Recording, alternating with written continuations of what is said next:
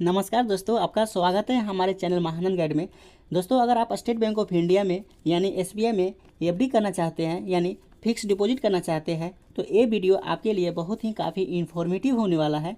आज के इस वीडियो में हम आपको स्टेट बैंक ऑफ इंडिया के एफडी के बारे में कंप्लीट जानकारी देंगे। जैसे कि अगर आप स्टेट बैंक ऑफ इंडिया में एफडी करना चाहते हैं तो इंटरेस्ट के अनुसार आपके एफडी के ऊपर कितना इंटरेस्ट दिया जाएगा, साथ ही ये भी बताएंगे एसबीआई एफडी के मुख्य विशेषता क्या है, ये जानना आपके लिए बहुत ही जरूरी है। और दोस्तों, मैं आपको बताऊंगा एसबीआई एफडी के कैलकुलेटर की मदद से अगर आप 5 लाख रुपया का एफडी करवाते हैं तो मैच्योरिटी टाइम पर आपको कितने रुपये मिलेंगे। अगर दोस्तों आप एफडी करवाते हैं लेकिन आपको समय से पहले रुपया की जरूरत पड़ता है, कोई इमरजेंसी होता है, तो यहाँ पर स्टेट बैंक ऑफ इंडिया ने प्री मैच्योर विड्रॉ करने का फैसिलिटी दिया है। आप बिल्कुल ही आसानी से समय से पहले पैसा निकाल सकते हैं, लेकिन कुछ पेनल्टी चार्ज आपको देने पड़ेंगे।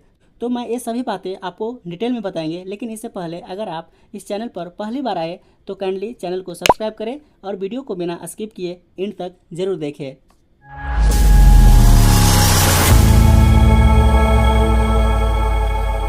सबसे पहले हम जान लेते हैं स्टेट बैंक ऑफ इंडिया का एफडी का फीचर क्या है, यह जानना बहुत ही जरूरी है। यहाँ पर देख सकते हैं मिनिमम ड्यूरेशन जो है आप 7 दिन के लिए एफडी कर सकते हैं, 7 दिन से कम के लिए एफडी नहीं कर सकते।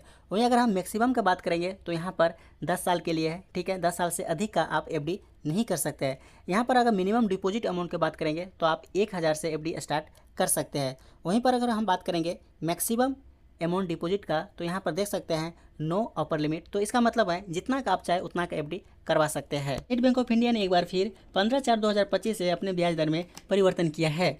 यहाँ देख सकते हैं ये जनरल सिटीजन के लिए रेट ऑफ इंटरेस्ट है और ये सीनियर सिटीजन के लिए रेट ऑफ इंटरेस्ट है। यहाँ पर एफडी का टेन्योर यानी ड्यूरेशन दिया है।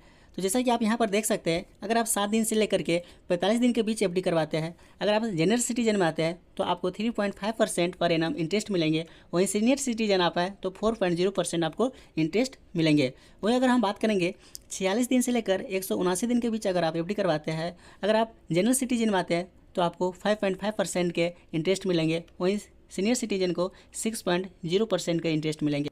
अगर आप 180 दिन से लेकर के 210 दिन के बीच करवाते हैं, अगर आप जनरल सिटीजन है तो आपको 6.25% मिलेंगे। वहीं सीनियर सिटीजन को 6.75% का इंटरेस्ट आपको मिलेंगे, ठीक है। फिर इसके बाद हम बात करेंगे अगर आप 211 दिन से लेकर लेस देन 1 ईयर, ठीक है, आप 1 साल से कम और 211 दिन से अधिक का एफडी करवाना चाहते हैं तो यहाँ जनरल सिटीजन का 6.50% पर एनम का इंटरेस्ट दिया जाएगा। वहीं सीनियर सिटीजन को 7.0% पर एनम को इंटरेस्ट दिया जाएगा।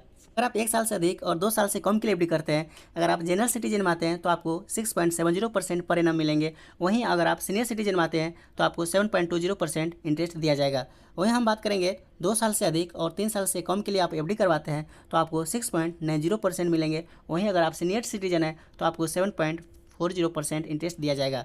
वहीं अगर हम बात करेंगे 3 साल से अधिक और 5 साल से कम के लिए अगर आप एफडी करते हैं तो अगर आप जनरल सिटीजन हैं तो आपको 6.75% इंटरेस्ट देंगे। फिर वहीं अगर आप सीनियर सिटीजन हैं तो आपको 7.25% इंटरेस्ट दिया जाएगा। अगर दोस्तों 5 years and up to 10 years के लिए करते हैं तो आपको अगर आप जनरल सिटीजन हैं तो 6.50% आपको इंटरेस्ट दिया जाएगा। वहीं सीनियर सिटीजन के लिए 7.50% पर एनम इंटरेस्ट दिया जाएगा। दोस्तों अब हम बात करेंगे एसबीआई एफडी कैलकुलेटर की मदद से एक एग्जांपल देकर मैंने यहाँ समझाया हूँ। अगर आप 5 लाख रुपया के एफडी करते हैं, अगर आप एफडी ड्यूरेशन 5 साल के लिए रखते हैं तो आपको यहाँ पर अगर इंटरेस्ट रेट 7% पर एनम दिया जाता है तो मैच्योरिटी टाइम पर आपको 7,07,389 रुपया मिलेंगे। अगर दोस्तों आप स्टेट बैंक ऑफ इंडिया में एफडी ओपन करना चाहते हैं, ये सभी डॉक्यूमेंट आपके पास होना जरूरी है। जैसे आइडेंटिटी प्रूफ में आपके पास आधार कार्ड, पैन कार्ड या वोटर आईडी या पासपोर्ट आप दे सकते हैं।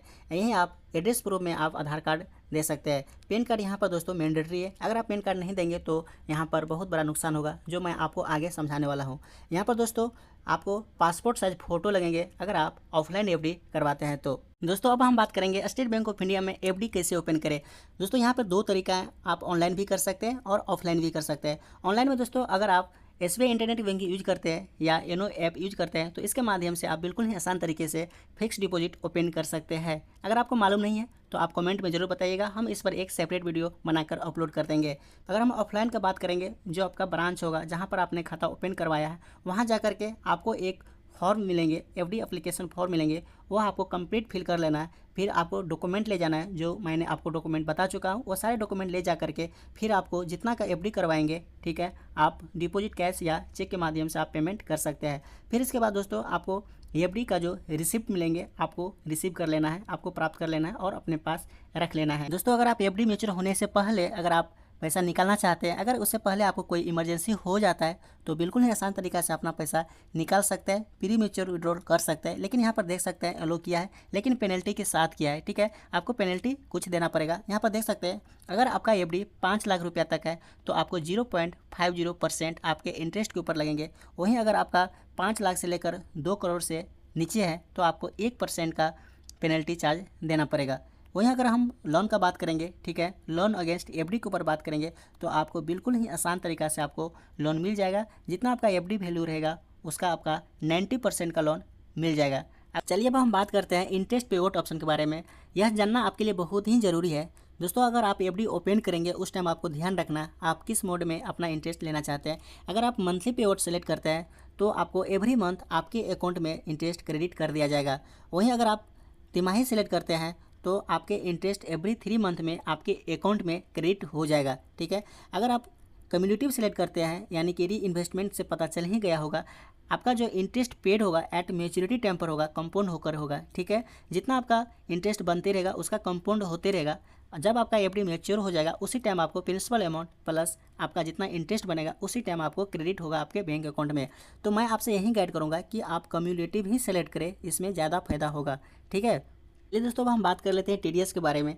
अगर आप जनरल सिटीजन हैं, अगर आपका इंटरेस्ट एक्सीड होता है 40,000 से ऊपर तो 10% का टीडीएस लगेगा। दोस्तों यहाँ पर मैं बताया था कि आपको पैन कार्ड मैंडेटरी है तो आपको पैन कार्ड यहाँ पर लिंक करना है। अगर आप पैन कार्ड लिंक नहीं करते हैं तो आपको यहाँ पर 20% का टीडीएस कट जाएगा। ठीक है, तो पैन कार्ड लगाना मैंडेटरी है तो इसलिए आपको ध्यान रखना है पैन कार्ड लगाना न भूलें।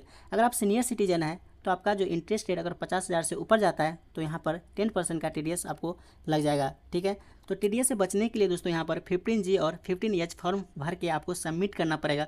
15G जो है जनरल सिटीजन के लिए है, 15H सीनियर सिटीजन के लिए है। अगर आप टैक्सेबल लिमिट से अंदर हैं तो आप ये फॉर्म भर के जमा कर सकते हैं, आपका टीडीएस नहीं कटेगा।